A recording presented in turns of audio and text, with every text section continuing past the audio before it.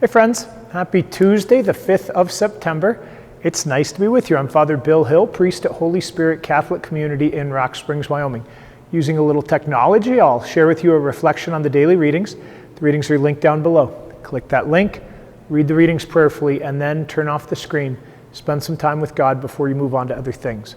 One parish announcement, we are starting Religious Ed early this year, and it starts this coming Sunday. So if you are needing to get some kiddos registered for that, please be in touch with the parish office. Please get them registered, get any questions you might have taken care of. So we have our last reading from St. Paul's letter to the Thessalonians, first letter to the Thessalonians, and a reading from the Gospel of Luke. So yesterday we would have heard Paul referring to a question about people that have died.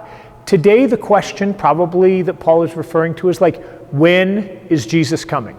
If you would just give us the time, the date, and the exact information, we would greatly appreciate it so that we could get our affairs in order, right?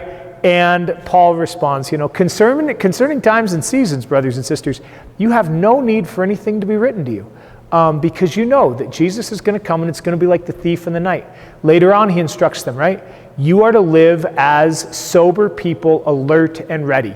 A theme that we would have picked up from Jesus a couple weeks ago repeatedly as we were in the end of Matthew's Gospel. This is one of the ways that we live as Christians, which is ready.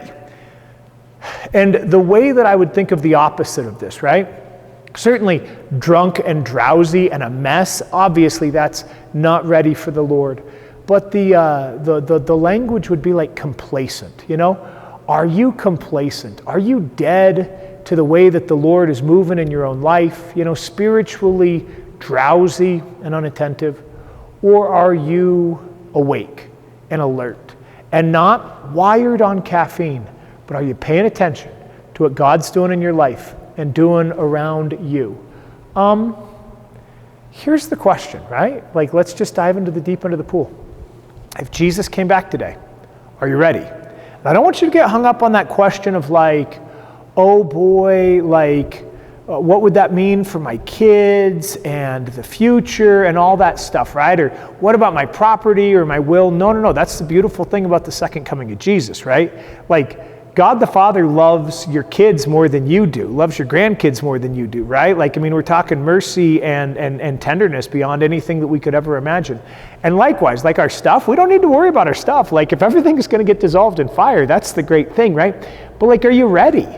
If the Lord came today riding on the clouds surrounded by his angels, are you ready? Yeah. And if you're not ready, what do you need to do to get yourself spiritually prepared, to be alert, to be, looking forward to Jesus coming, whether that's at the end of our lives or in the second coming? Bucket lists have been popular for, the last 15 years, and we talk about bucket lists. But deeper than that is like living in that spirit of harmony, right relationship, being right with God and right with the people around us, aware that that beer truck could come barreling down the road at any time and squash us flat, and being okay with that. I think that level of acceptance is something that we are called to aspire to as followers of Jesus. And yeah, there might be details, right? Our kids and our will and our junk and all of it. But at the heart of it is that soul question that can be asked in relation to this. Okay. Luke's Gospel. Luke's Gospel is one of those easy to miss because it's at the very beginning of Luke's Gospel in the public ministry of Jesus. And so we are very accustomed to Jesus as the wonder worker and Jesus as the teacher. But I just invite you, as you pray with it, to really sit with the marveling of the people. This teacher teaches as one with authority. And especially to just maybe ask the Holy Spirit to give light to you. Is there something that the Lord is looking to say into your life with authority? To speak into our being in which we're called to pay attention, to wake up, to allow the Lord to work powerfully in our lives. It blew the people of his time away. And perhaps the Lord wants to open our minds and our hearts as well to something new, to seeing things in his own way. All right, friends, happy Tuesday.